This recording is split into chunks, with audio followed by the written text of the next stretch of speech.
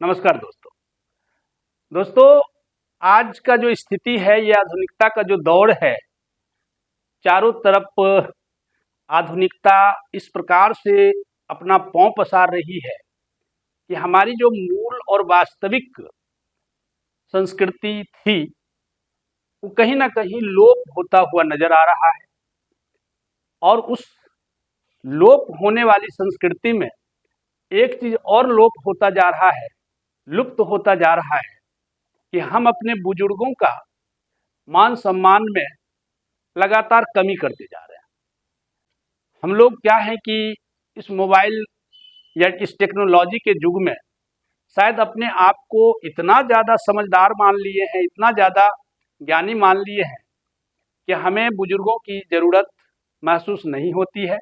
हमें लगता है कि शायद हम सब कुछ जानते हैं, इसलिए लगातार हम अपने बुजुर्गों का, अपने से बड़े लोगों का लगातार उनकी अवहेलना करते हैं या उन्हें इग्नोर करते हैं।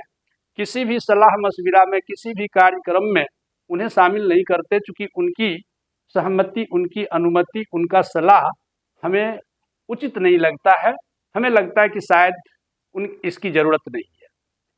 लेकिन रियलिटी ये है कि जो व्यक्ति ज्ञानी होते हैं, जो व्यक्ति बुजुर्ग होते हैं, जो व्यक्ति अनुभवी होते हैं, उनका अनुभव, उनका ज्ञान, उनका सलाह, उनका उपदेश हमारे लिए हमेशा से जरूरी रहा है, हमेशा से माने महत्वपूर्ण रहा है।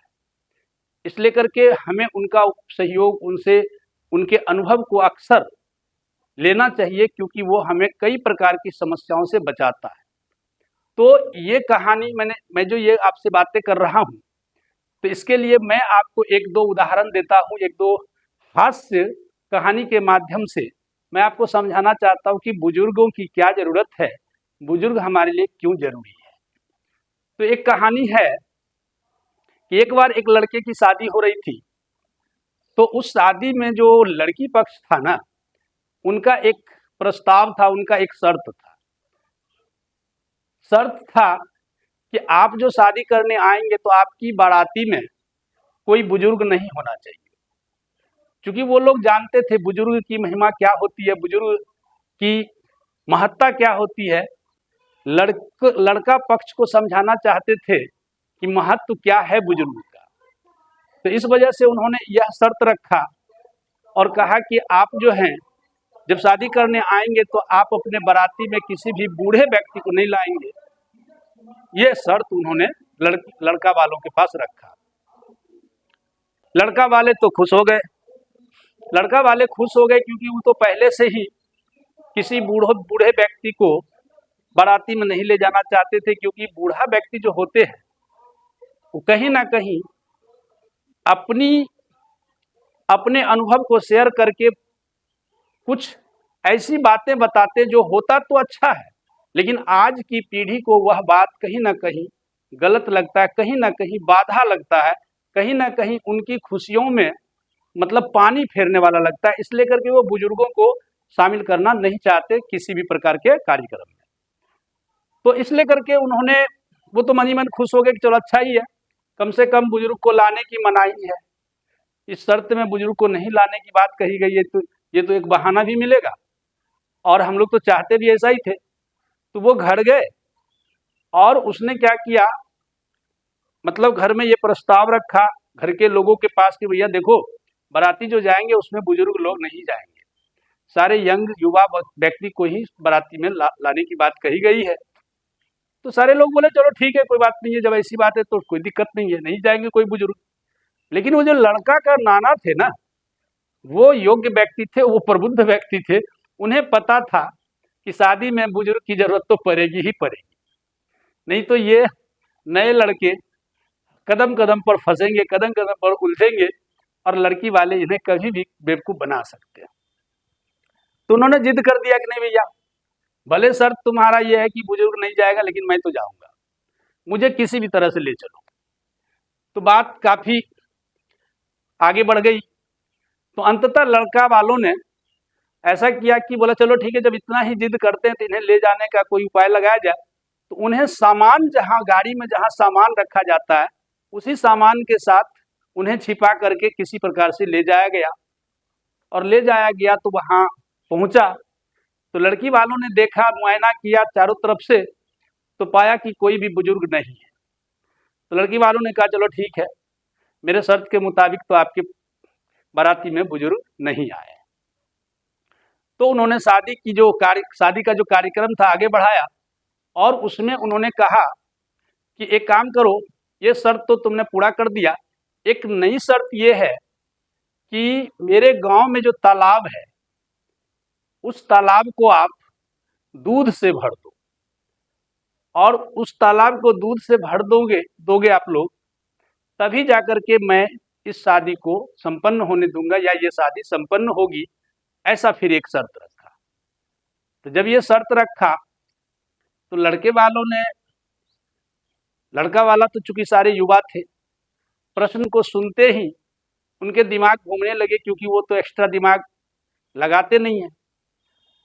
वो घबरा गए तो फिर बात आ गई, भैया ये शादी तो हो नहीं सकती है, चूंकि ये तो शर्त विचित्र है कि गांव में जो तालाब है उससे दूध से भरना है, भला इतना दूध कहाँ से लाएंगे।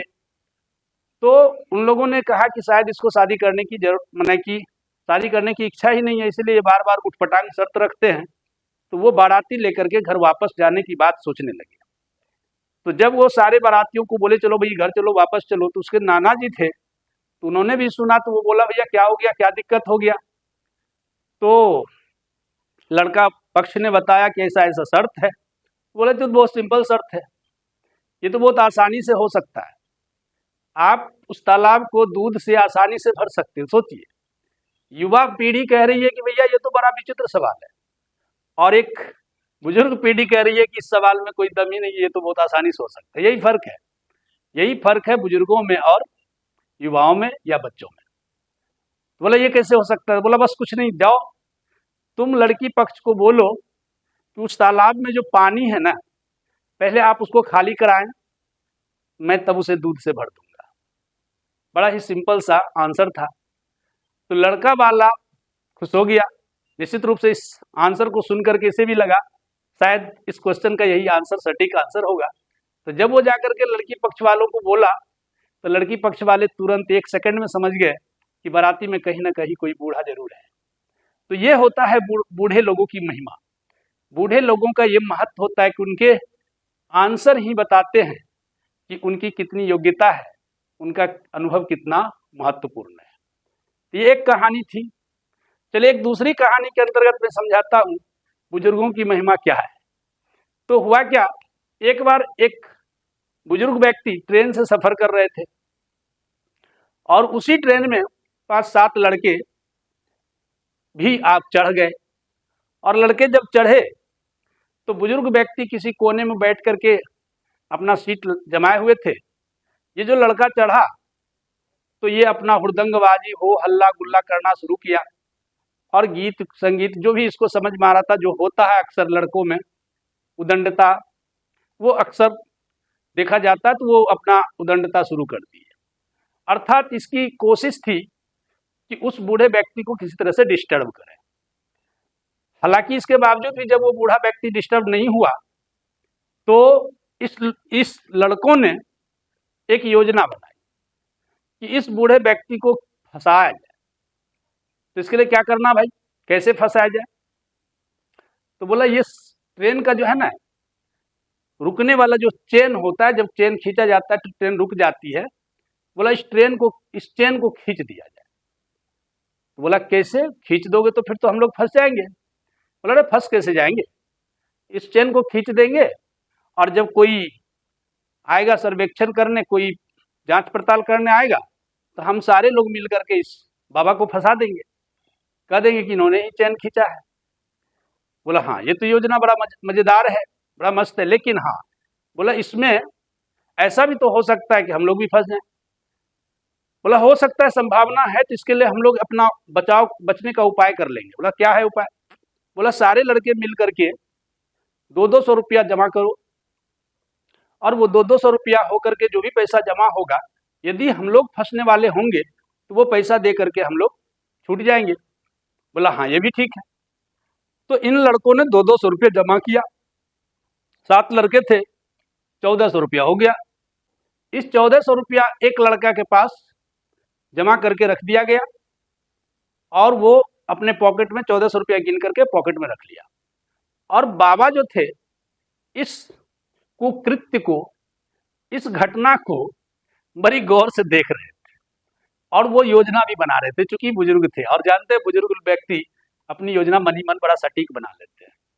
वो चिल्लाते नहीं है, अपनी योजनाओं को बताते नहीं है, तो वो मनी मन योजना बना रहे थे कि करना क्या है, चूंकि ये तो होगा, चेन खींचा जाएगा, लोग पुलिस वाले आएंगे और प्रश्न उत्तर तो होगा। तो उन्होंने इसी बात को ध्यान में रखते हुए गौर से देख रहे थे। तो हुआ क्या, जब पैसा जमा हो गया, वो लड़का पैसा गिन करके पॉकेट में रख लिया, तो चेन खींच दिया गया। चेन खींच दिया गया, गाड़ी रुक गई।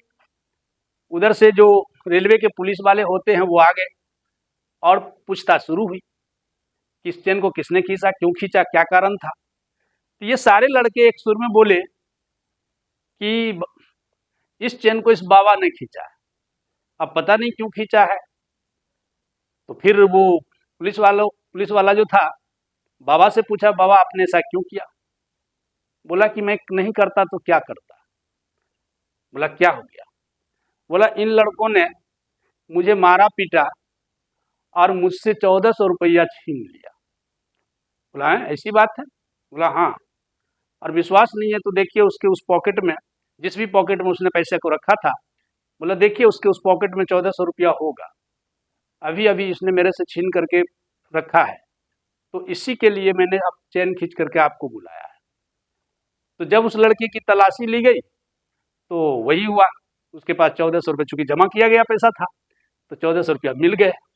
तो उस 1400 रुपया उस बाबा को दे दिया गया और उन लड़कों को पुलिस कस्टडी में ले लिया गया। लड़के चिल्लाते रहे नहीं ऐसा वैसा कुछ नहीं, कोई सुनने वाली बात नहीं, क्योंकि वहां प्रूफ मिल चुका था, एविडेंस था, 1400 रुपया छीना गया और वो 1400 रुपया परफेक्टली मिल भी गया।